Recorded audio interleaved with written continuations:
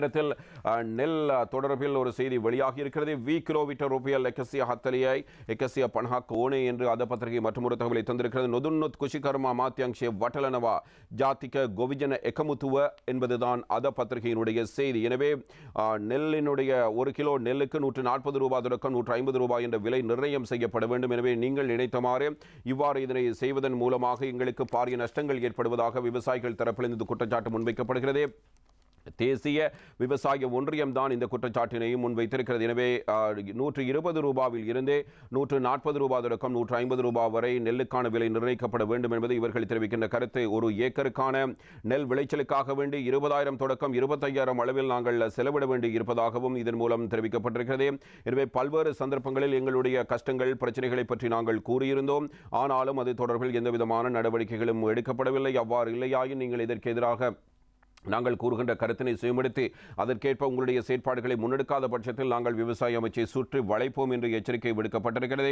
இப்போது காணப்படுகின்ற உரத்துக்கான விலை, அதனிடத்தில் கிருமிநாசினிகளுக்கான விலை, அதனிடத்தில் அதனுடைய நிலப்பகுதியை சமப்படுத்துவதற்கு தேவையான நடவடிக்கைகள் எடுப்பதற்காக ஏற்படுகின்ற செலவுகள், இவற்றை பயன்படுத்துவதற்கு இயந்திரங்களுடைய பயன்பாட்டுக்கான செலவுகள். எனவே அவர்கள் கேட்கின்ற விலைகளை அவர்களுக்கு வழங்க வேண்டியிருக்கிறது இயந்திர பாவனையாளர்களுக்கு.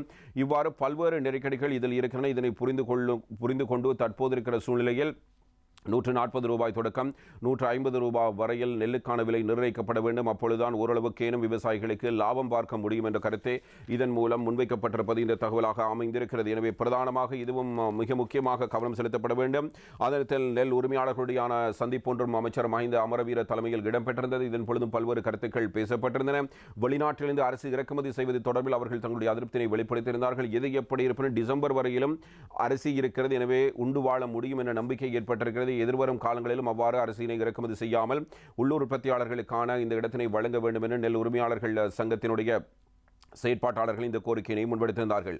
இது தொடர்பில் அமைச்சர் மஹிந்த அமரவீர மற்றும் ஒரு கருத்தினை தெரிவித்திருக்கிறார். விவசாயிகளுக்கு உரிய காலத்தில் தேவையான உரம் வழங்கப்பட வேண்டும் என்பதும் அதனிடத்தில் அதனை தான் உறுதியளித்து கூறுவதாகவும் அவரால் தெரிவிக்கப்பட்டிருக்கிறது. ஏனைய துறைகளுக்கு வழங்கப்படும் எரிபொருள் அளவை குறைத்து அல்லது நிறுத்தியாவது விவசாயிகளுக்கு உரிய நேரத்தில் எரிபொருள் பெற்றுக் கொடுக்க வேண்டும். எனவே இந்த விடயத்தில் கூடுதல் கவனம் செலுத்த வேண்டும் என்ற விடயத்தினை அமைச்சர் மஹிந்த அமரவீர தெரிவிக்கிறார். அது தொடர்பில் தாம் அமைச்சரவைக்கும் அறிவித்திருப்பதாகவும் அமைச்சர் தெரிவித்திருப்பதோடு சம்பந்தப்பட்ட அதிகாரிகளுக்கு இதற்கான பணிப்புரைகளை வழங்கியுள்ளதாகவும் தெரிவிக்கிறார். எனவே எரிபொருள் இல்லாமல் விவசாயிகளுடைய அடுத்த கட்ட நடவடிக்கை அவர்களாலும் மேற்கொள்ள முடியாது.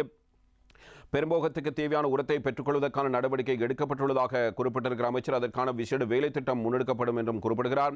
நாட்டில் நிலவிய உர நெருக்கடிக்கு படிப்படியாக தீர்வு காணப்பட்டு வருவதை அடுத்து உள்ளூர் விவசாய நடவடிக்கைகளை மேம்படுத்துவதற்கான பல்வேறு திட்டங்கள் முன்னெடுக்கப்பட்டு வருகின்றன.